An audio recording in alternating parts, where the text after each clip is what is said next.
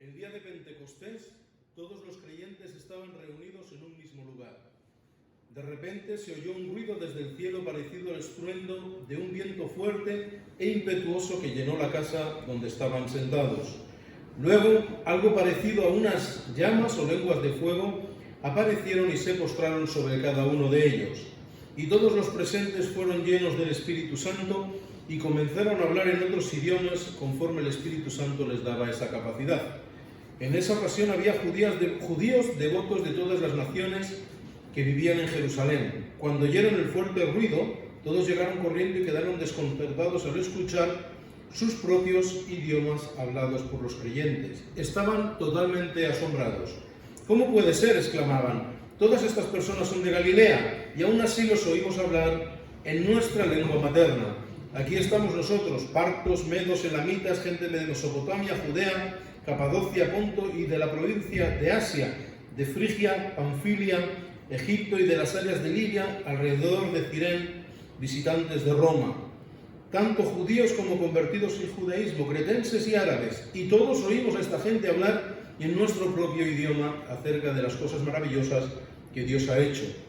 Quedaron allí maravillados y perplejos. ¿Qué querría decir esto?, se preguntaban unos a otros. Pero otros, que estaban en la multitud, se burlaban de ellos diciendo que solo estaban borrachos. Pentecostés era una de las 3 grandes fiestas judías. Y para celebrarlo, gran cantidad de judíos de diferentes partes del mundo subían a Jerusalén para dar gracias a Dios y adorarlo en el templo, como acabamos de leer en el texto de Hechos de los Apóstoles. A los 50 días de la Pascua, los judíos celebraban las fiestas de las 7 semanas o fiesta de las semanas, que tenía sus orígenes en una fiesta agrícola, una fiesta de gratitud al Señor por esa primera cosecha. En Levítico 23 lo explica de esta manera. Levítico 23 a partir del versículo 9. Entonces el Señor le dijo a Moisés: da a las siguientes instrucciones al pueblo de Israel. Cuando entres en la tierra que te doy y recojas la primera cosecha, lleva al sacerdote el primer manojo de tu primera cosecha de grano. Al día siguiente del día de descanso, el sacerdote la levantará ante el Señor a fin de que sea aceptado a tu favor. Ese mismo día deberás sacrificar un cordero de 1 año sin defecto como una ofrenda quemada al Señor. También presentarás una ofrenda de grano de 4 litros de harina selecta humedecida con aceite de oliva. Será una ofrenda especial, un aroma agradable al Señor. Además debes ofrecer 1 litro de vino como ofrenda líquida. No comas pan ni grano tostado o fresco antes de llevar la ofrenda a tu Dios. Esta es una ley perpetua para ti que se cumplirá de generación en generación donde quiera que vivas. Continúa diciendo: a partir del día que sigue al día de descanso, el día en que lleves el manojo de grano para ser levantado como una ofrenda especial, contarás 7 semanas completas. Cuenta hasta el día después del 7º día de descanso. Estos son los 50 días después. Entonces presentarás al Señor una ofrenda de grano nuevo. Esta era la fiesta de las semanas. Y hoy estamos en el domingo de Pentecostés, 50 días después de la Pascua. Hoy celebramos esta fiesta. Hoy celebramos la tercera fiesta más importante de la cristiandad después de la Navidad y la Semana Santa. Nosotros, los protestantes, hemos huido durante mucho tiempo de las liturgias católicas. Hemos rechazado la celebración de la Semana Santa aquí en España con procesiones sin sentido para nosotros, porque estaban violando, estaban desobedeciendo el primer y el segundo mandamientos del Señor, adorando a quien no es Dios y adorando a figuras de madera o de barro y paseándolas como si fueran realmente Dios mismo, ¿verdad? Nosotros hemos rechazado todas estas prácticas y todo esto nos ha llevado también a rechazar otras cosas y a olvidarnos de ciertas liturgias y celebraciones que son importantes para el pueblo de Dios, para la Iglesia. Y hoy es un día importante para la Iglesia. Hoy celebramos el día de Pentecostés. ¿Y por qué es importante para la Iglesia? Porque la festividad de Pentecostés, el primer día de Pentecostés después de la muerte y la resurrección y la ascensión de Jesucristo es el inicio de la Iglesia. Ahí nace la Iglesia. Ahí nace el proyecto que Dios tiene para los creyentes. Y es importante recordar cómo estamos aquí, por qué estamos aquí y qué es lo que el Señor quiere de nosotros. La Iglesia no es un club social. Aunque hayamos convertido la Iglesia en un club social y tengamos muchas actividades alrededor de la Iglesia cuando las circunstancias nos lo permiten, y tengamos relación personal, y tengamos amistad, y quedamos para comer, y hacemos retiros, vacaciones, excursiones, un montón de cosas juntos, la razón de la Iglesia no podemos olvidarla nunca. El por qué estamos aquí y a qué nos ha llamado el Señor es fundamental que lo recordamos, que lo asumamos y que lo vivamos. En la celebración de la primera festividad de Pentecostés después de la muerte de Jesús en la cruz y de su posterior resurrección y ascensión en los cielos sucede el acontecimiento que acabamos de leer y que Lucas explica al inicio del libro de los Hechos de los Apóstoles. El Espíritu Santo baja en forma de esas lenguas de fuego y se posa sobre todos y cada uno de los creyentes que estaban allí y sucede algo milagroso. El día de Pentecostés todos los creyentes estaban reunidos en el mismo lugar y de repente se oyó un gran ruido en el cielo parecido al estruendo de un viento fuerte e impetuoso que llenó la casa donde estaban sentados. Luego algo parecido a unas llamas o lenguas de fuego aparecieron y se postraron sobre cada uno de ellos y todos los presentes fueron llenos del Espíritu Santo y comenzaron a hablar en otros idiomas conforme el Espíritu Santo les daba esta capacidad. Para que entendamos el significado y el alcance de este milagro y la consecuencia que tiene para todos nosotros como creyentes y para la Iglesia en todos estos años que tiene la Iglesia de existencia, tenemos que ir un poquito más atrás en el tiempo, justo en el momento en el que Jesús ha muerto, ha resucitado y va a ascender a los cielos. Después de haber encomendado a los discípulos que vayan a esa gran comisión, suceden diferentes cosas que tenemos que tener en cuenta. Dice así en Mateo 28, a partir del versículo 16. Entonces los 11 discípulos salieron hacia Galilea y se dirigieron hacia el monte que Jesús les había indicado. Cuando vieron a Jesús lo adoraron, pero algunos de ellos dudaban y Jesús se acercó y dijo a sus discípulos: se me ha dado toda autoridad en el cielo y en la tierra, por lo tanto, id y haced discípulos a todas las naciones, bautizadlos en el nombre del Padre, del Hijo y del Espíritu Santo, y enseñad a los nuevos discípulos a obedecer a todos los mandatos que les he dado. Y tened por seguro que yo estaré con vosotros siempre hasta el fin de los tiempos. Lucas empieza, aquí tenemos al Señor dando unas indicaciones muy claras acerca de lo que deben hacer los discípulos, que es ir y predicar a todas las naciones, a todas las naciones. Luego dice así el inicio del libro de Hechos. Estamos poniendo el contexto para que entendamos la fuerza de lo que sucedió, el significado de lo que sucedió en ese primer Pentecostés después de Jesús, ¿verdad? Dice así Lucas en Hechos 1:1. Teófilo, en mi primer libro te relaté todo lo que Jesús comenzó a hacer y a enseñar, hasta el día en que fue llevado al cielo. Después de haberles dado a sus apóstoles escogidos instrucciones adicionales por medio del Espíritu Santo. Durante los 40 días después de que sufrió y murió, Cristo se apareció varias veces a los apóstoles y les demostró con muchas pruebas convincentes de que realmente estaba vivo. Y les habló del reino de Dios. Una vez mientras comía con ellos les ordenó: no se vayan de Jerusalén hasta que el Padre les envíe el regalo que les ha prometido. Tal y como les dije, Juan bautiza con agua, pero en unos cuantos días vosotros seréis bautizados con el Espíritu Santo. Y el versículo 7 dice así: solo el Padre tiene la autoridad para fijar las fechas y los tiempos, y no os corresponde a vosotros saberlo, pero recibiréis poder cuando el Espíritu Santo descienda sobre vosotros, y seréis mis testigos y hablaréis a la gente acerca de mí en todas partes, Jerusalén, Judea, Samaria y hasta lo último de la tierra. Este es el contexto. que rodea ese primer momento de Pentecostés. Jesús hablando de la gran comisión y encargándole a sus discípulos que vayan y prediquen. Que la razón de ser que ellos tienen es compartir todo aquello que Jesús les ha enseñado. Después les dice esperar en Jerusalén, porque esto no se va a empezar hasta que recibáis ese regalo que Dios ha prometido, el Espíritu Santo.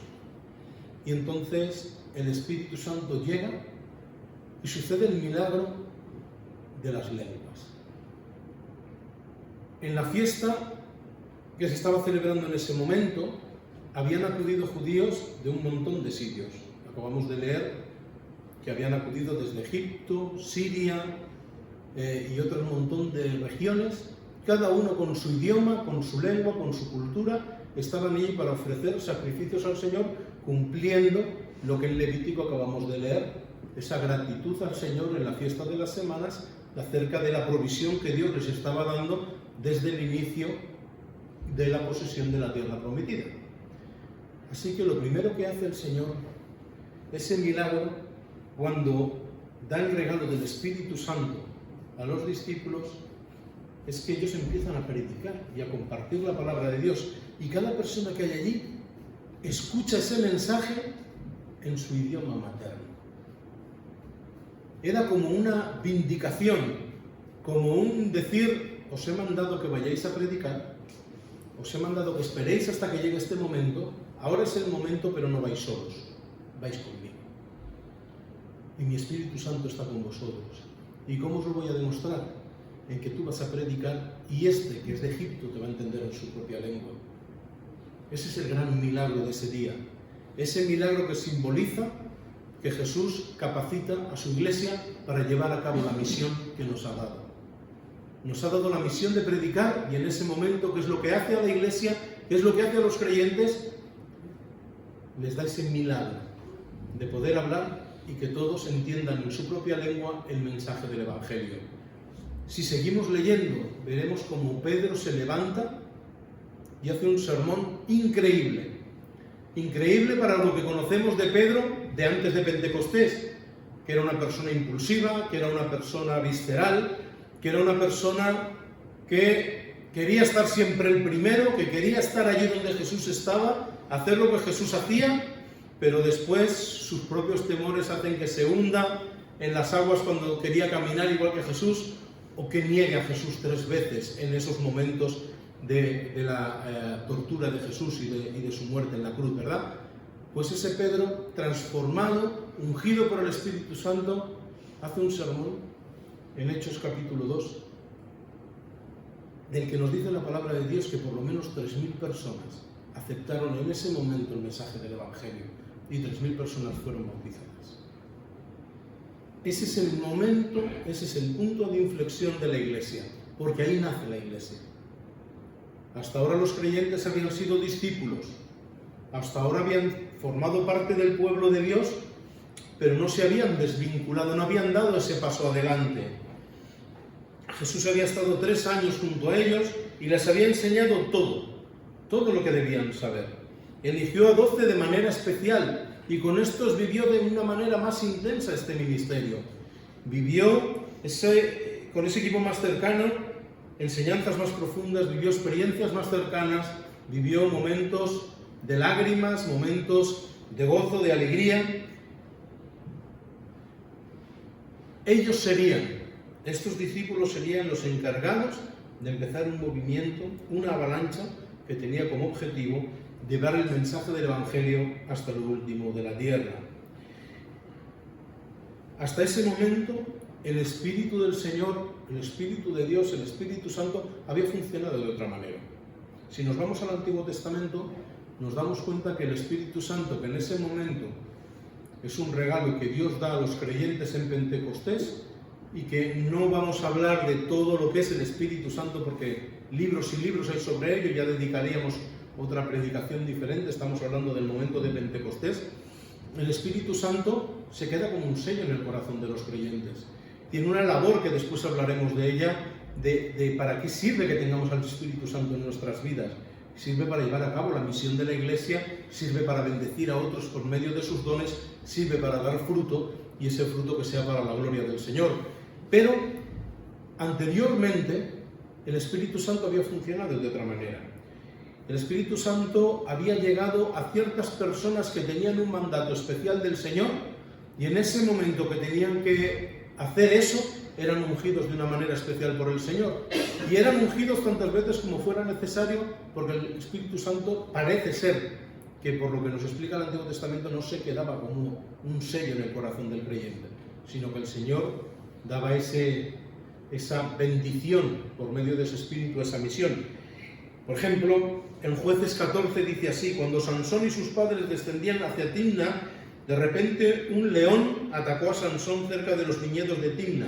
En ese instante el Espíritu del Señor vino con poder sobre él y lo despedazó sus quijadas a mano limpia tan fácilmente como si hubiera sido un cabrito.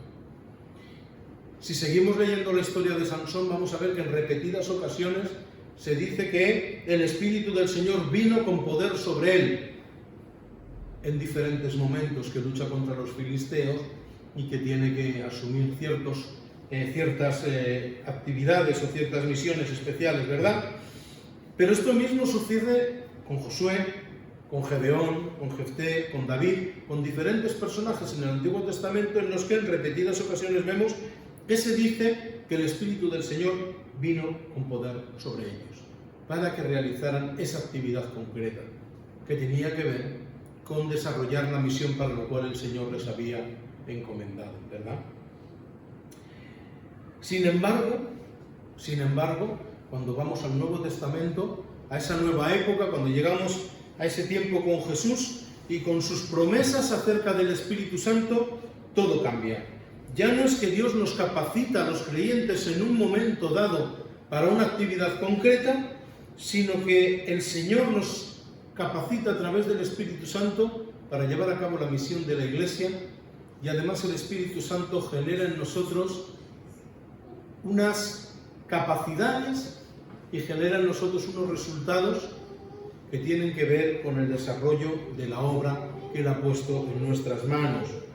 Dios nos capacita para su misión, nos da las herramientas necesarias para aquello que nos encomienda. Dios no deja sola a la Iglesia. Le da el Espíritu Santo para que el Espíritu Santo nos acompañe, nos guíe, nos muestre el camino, nos recuerde las enseñanzas del Señor y sepa por dónde guiarnos en todo momento. El milagro de Pentecostés fue dar la capacidad a los discípulos de predicar y que las personas que estaban allí escucharan y entendieran todas las enseñanzas que el Señor estaba dando. Fue la vindicación, la confirmación de que esa era la misión de la Iglesia: extender el mensaje del Evangelio hasta lo último de la tierra. En ese momento se inicia, como os he dicho, la historia de la Iglesia. Jesús era consciente de que esa misión no podían llevarla a cabo solos, necesitaban de ese revestimiento de seguridad, de poder, que les iba a dar saberse bendecidos por el Espíritu Santo. El Espíritu Santo es la tercera persona de la Trinidad, y así lo reconocemos los creyentes. Está presente en la creación, nos dice la palabra de Dios. En el Antiguo Testamento vemos continuamente el Espíritu de Dios obrando. Y después, en el Nuevo Testamento, vamos a ver cómo produce en nosotros una reacción el tener al Señor, tener su Espíritu en nuestro corazón. Dice Gálatas 5:22, en cambio, la clase de fruto que da el Espíritu Santo en nuestras vidas es amor, alegría, paz, paciencia, gentileza, bondad, fidelidad, humildad y dominio propio. Y no existe ley contra estas cosas. El Señor nos da la capacidad de generar estas cosas para bendecir a otros, porque el fruto del Espíritu, los dones espirituales que recibimos de parte de Dios, solo son para bendecir a otros, no son para nuestra vanagloria, no son para que nos creamos más que los demás, no son para que adquiramos un puesto de notoriedad dentro de la comunidad, sino que para poder servir mejor a los demás. El Espíritu Santo nos capacita para llevar esa misión y por medio de sus dones podemos llevarlo a cabo y podemos bendecir a otros. Dice Pablo en 1 Corintios 12, a cada uno de nosotros se nos da un don espiritual para que nos ayudemos mutuamente, no para que yo sea más que nadie, no para que yo me coloque en un pedestal, no para que yo me luzca delante de la comunidad, sino para que nos ayudemos los unos a los otros. A uno el Espíritu le da la capacidad de dar consejos sabios, a otro el Espíritu le da un mensaje de conocimiento especial, al otro le da la fe, a alguien más este Espíritu le da el don de sanidad, a uno le da el poder de hacer milagros y a otro la capacidad de profetizar, a alguien le da la capacidad de discernir si un mensaje es del Espíritu de Dios o de otro Espíritu. Todavía a otros se les da la capacidad de hablar en idiomas desconocidos, mientras que a otros se les da la capacidad de interpretar lo que se está diciendo. Este es el mismo y único Espíritu quien distribuye todos estos dones. Solamente Él decide qué don cada uno debe tener. Pablo pone otra pieza en el marco del contexto de Pentecostés y del Espíritu Santo. Hoy celebramos este día y lo recordamos. Y es importante que como Iglesia seamos conscientes de por qué estamos aquí. Estamos aquí para cumplir la gran comisión que el Señor nos ha encomendado, que es ir y predicar, compartir la palabra de Dios. Alrededor de todo eso crece la comunidad. Y la comunidad trae otros beneficios y otras bendiciones adicionales tremendas, tremendas. En el contexto de la Iglesia, el Señor trae bendiciones a nuestras vidas, a cada uno de una manera. Yo siempre he dicho que a través de la Iglesia el Señor le ha puesto a mi vida el marco perfecto. Puedo servirle, encontré a mi esposa sirviendo al Señor, he podido seguir con este ministerio durante años con ella y podía contaros 1001 historias más de todas las bendiciones adicionales que el Señor ha traído a mi vida por decir, sí Señor, yo quiero formar parte de este proyecto, yo quiero formar parte de aquello que tú nos has encomendado, que es ir y predicar, pues aquí estoy, a que tú nos pidas, Señor, porque si tú lo has dado todo por mí, ¿cómo no voy a poner yo lo que pueda para colaborar contigo? Ese es el momento, Pentecostés es ese momento en el que Dios nos dice, adelante. Hasta aquí, Jesús os lo ha enseñado todo. Ahora os toca hacerlo. Poner en práctica todo lo que Jesús os ha enseñado. Pero es que no vais solos. Mi Espíritu está con vosotros. Así que les pide quedaros en Jerusalén hasta que recibáis el regalo que Dios os ha prometido. La presencia del Espíritu Santo en vuestras vidas. Como os he dicho al principio, nosotros, los evangélicos, protestantes, hemos tenido esa actitud de rechazar toda una serie de celebraciones y de liturgias porque la Iglesia Católica lo estaba haciendo. Y entendemos que hay ciertas cosas que la Iglesia Católica hace mal.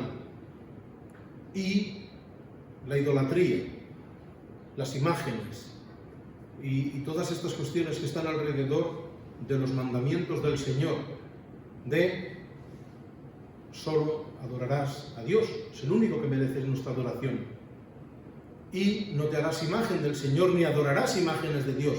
Eso no es la voluntad de Dios. A raíz de esto y de otra serie de prácticas, desde el siglo XVI el protestantismo se ha ido separando del catolicismo de muchas cosas, pero hasta el siglo XVI formábamos parte de la misma familia.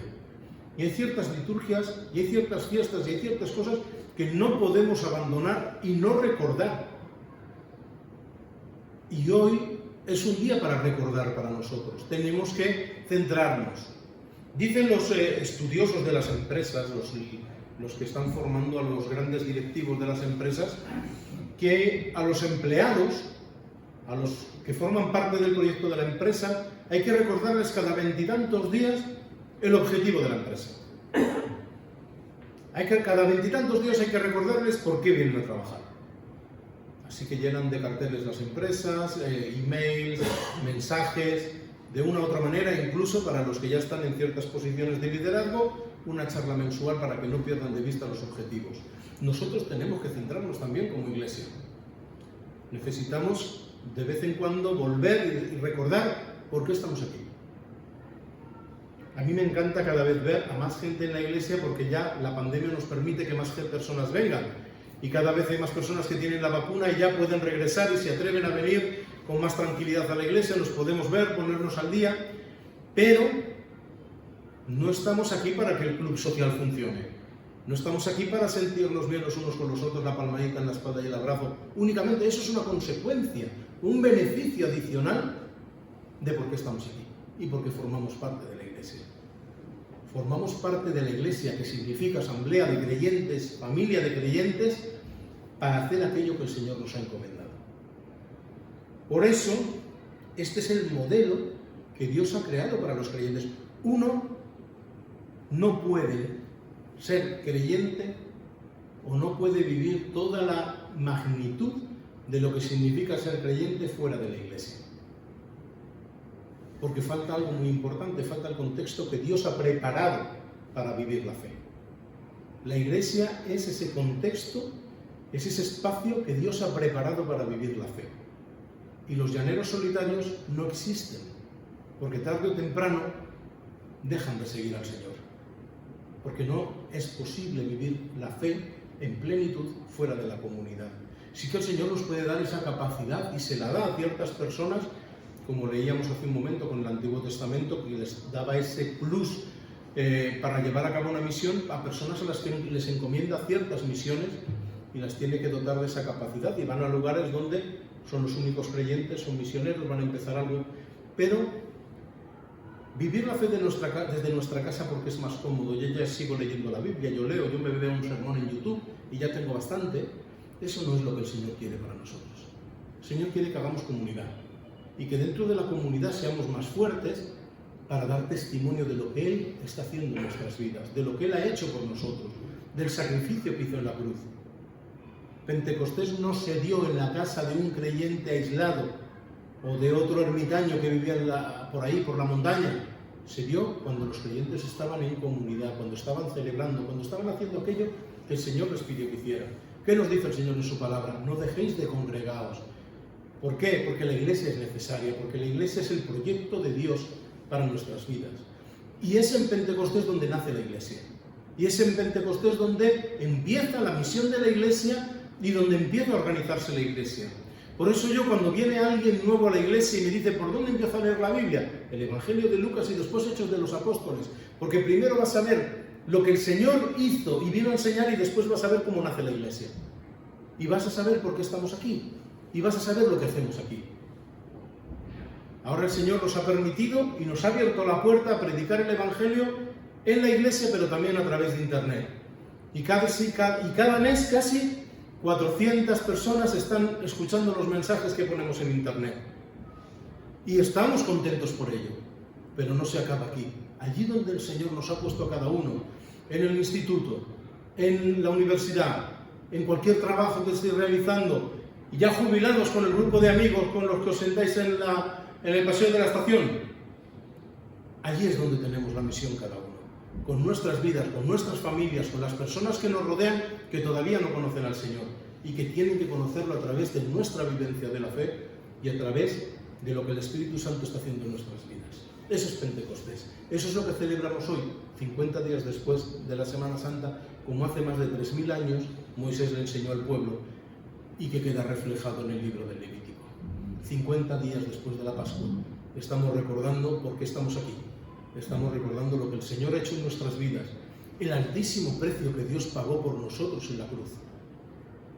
Por amor a nosotros, para podernos dar la oportunidad de reconciliarnos con Dios. Eso es un milagro tremendo. Eso es saber lo que Dios ha hecho por mí, saber lo que Jesús me ama, ocupando mi lugar en la cruz y muriendo por mí, para darme la oportunidad de estar aquí hoy, de compartir con vosotros este tiempo, pero también la vida, el podernos ver fuera, el poder tener una relación, tener una comunidad que nos apoyamos los unos a los otros, nos cuidamos los unos a los otros, nos bendecimos los unos a los otros, porque ese es el fruto del Espíritu Santo y los dones espirituales están para ello, para que nos fortalezcamos, para que seamos una familia mucho más amplia que la que vive debajo de nuestro techo, que seamos aquello que Dios quiere que seamos, iglesia. Así que la iglesia no olvide jamás, que nosotros recordemos cada día el porqué de nuestra existencia como comunidad cristiana, que recordemos la gran comisión y el gran mandamiento, y que nos sepamos vindicados en todo momento por la obra del Espíritu Santo, que la presencia del Espíritu Santo y el fruto que ésta genera sea un recordatorio continuo de lo que el Señor ha hecho en nuestra vida y por lo que estamos aquí. Vamos a orar. Señor y Padre, te damos gracias en este día de Pentecostés por el privilegio de pertenecer a tu iglesia, Señor. Porque un día nos encontramos contigo, Señor, y no se endurecieron nuestros corazones, sino que aceptamos el sacrificio en la cruz que hiciste por amor por cada uno de nosotros, Señor, y aceptamos seguirte y aceptamos, Señor, ser tus discípulos, caminar junto a ti, ir donde tú nos dijeras, Señor, y hacer tu voluntad. Que no olvidemos jamás como iglesia por qué estamos aquí. Que no olvidemos jamás como creyentes de que allí donde estemos te estamos representando a ti y que nuestra misión es ir y predicar, compartir tus valores y hacerte visible allí donde tú nos tengas a cada uno. Bendito y alabado sea el Señor. Te pedimos que cuides esta iglesia, que la bendigas, que la guardes y que tu Espíritu Santo nos siga guiando. Que no se endurezcan nuestros corazones ni nuestra mente, Señor. Que no entorpezcamos jamás la misión que tú nos has dado y que seamos de bendición para la ciudad donde tú nos has puesto. Bendito sea tu nombre siempre. Amén. Amén. Que el Señor os bendiga a todos.